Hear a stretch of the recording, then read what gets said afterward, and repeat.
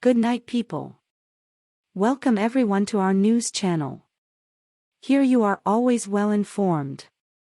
I ask you to subscribe, leave your like, and thank you very much. Republican presidential candidate Nikki Haley said Saturday that while it was difficult having her husband deploy to Africa with the South Carolina Army National Guard, the assignment represents a moment of pride for the state and the country. The official deployment ceremony for the brigade that includes Michael Haley took place Saturday afternoon at the Citadel Military College in Charleston.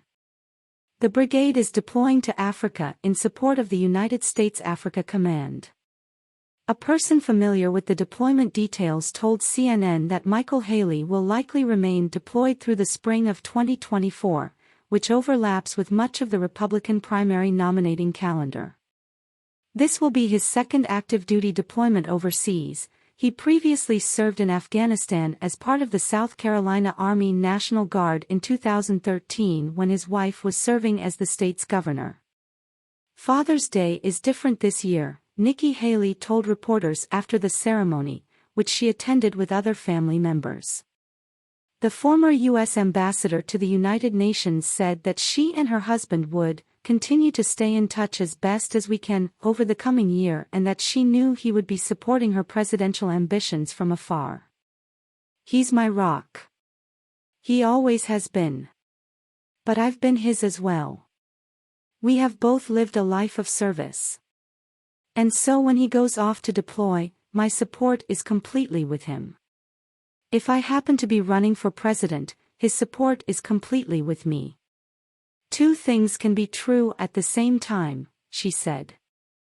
"I'm just one of many military spouses that are watching their loved ones leave today. And we feel an amazing sense of pride. We feel an amazing sense of service. And we may feel an amazing sense of sadness," the former governor added. "But at the same time, we could not be happier to see them going and doing what they, in their blood, are meant to do."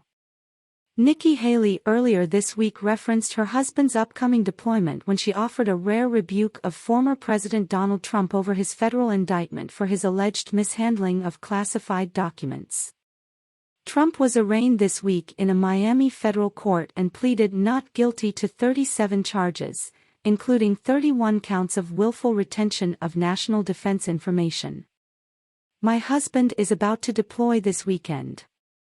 This puts all of our military men and women in danger if you are going to talk about what our military is capable of or how we would go about invading or doing something with one of our enemies," Nikki Haley said on Fox News.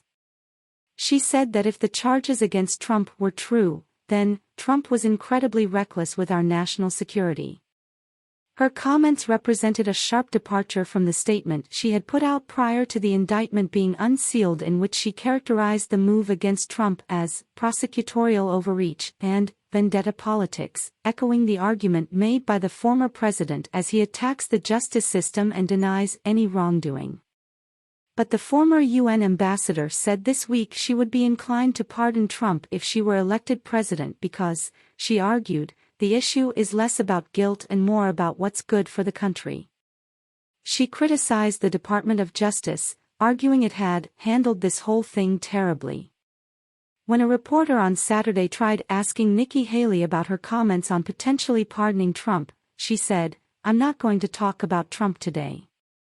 Michael Haley has not been traveling with his wife as she campaigns in early nominating states such as Iowa and New Hampshire, but he was present at her CNN town hall in Iowa earlier this month, a day after the couple attended Republican Senator Joni Ernst's Roast and Ride fundraiser in Des Moines.